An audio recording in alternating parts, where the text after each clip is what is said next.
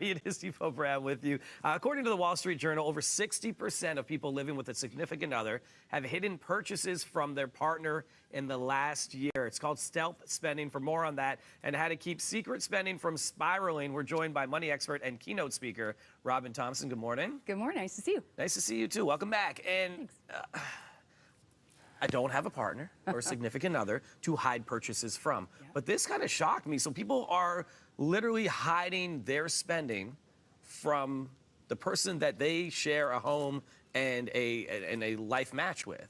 Yeah, so 60% according to the Wall Street Journal. And so what this is looking at, it's looking at people's spending. And sometimes there's some embarrassment or shame around the type of spending that people are doing. So they're hiding it from their partners versus being fully transparent about it. They're going as far as to putting shoes on in the car that are new and leaving old ones in the car. Those dry cleaning bags, is it really dry cleaning or is it new clothes with the dry cleaning plastic on it? Even having parcels delivered to your home while your partner isn't there. Yeah. And when you do that, Devo, what happens to your brain is it goes through this process, this neurochemical process, which you first get that dopamine hit, which is that really good feelings you get when you have a new purchase. Then there's that adrenaline rush of excitement.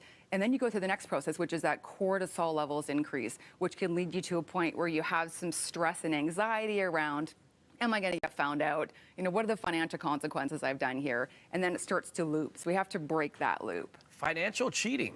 Yes, on your spouse or your partner. That's what it feels like, right? And that can cause a lot of problems within a relationship. When you look on you said the fall is a good time to check on our spending habits. Why is now a great time? Well, I think that when you want to reset, you want to come back, you may have gone through the summer, maybe you've had your budgets a little out of control. You know, there's fall spending, there's back to school, there's back to school clothes. You know, what does it look like? What does your patterns look like? But the key here is to be transparent in your communication. You don't want to have financial cheating in your relationship because it's going to cause discord. So you want to make sure you're looking at, have the conversation about what you're spending. And when you're doing that, you might be able to illuminate some areas that you are spending that you might not be telling your partner about that you can start to cut back. And by having this conversation, you can break down some of those barriers around the shame that you have and start to create things that are more in line with both of your spending habits. Create buckets. So have one that you get to spend your money on, one that your partner gets to spend their money on, so you don't feel shame. You're empowered to make the purchasing decisions for yourself, but you're not hiding anything from your partner. Next up, we've got to talk about some strategies. We've got just under 90 seconds here to block out that noise. Walk us through that. So it's 24/7 in our pockets, on our hands, on our mobiles. Cookies, do not accept. All the ad blockers. Do not subscribe or continue to subscribe to places where you feel like you're automatically continually purchasing in a way that's not healthy for you. Impulse purchases. Give yourself 24 hours. Come back to the cart. If you really want it, you can purchase it then. So things like that you can do. You say combat stealth spending with gratitude. What do you mean by that?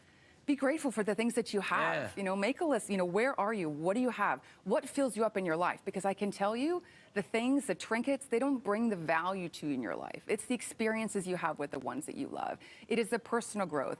It is the time you have and the things that you do, not the things that you have that generates your wealth or creates a life that's well lived. That's amazing. Some great advice right there, Robyn. Thank you so much. And I mean, at the end of the day, conversation and communication with your partner is super important, especially when it comes to finances.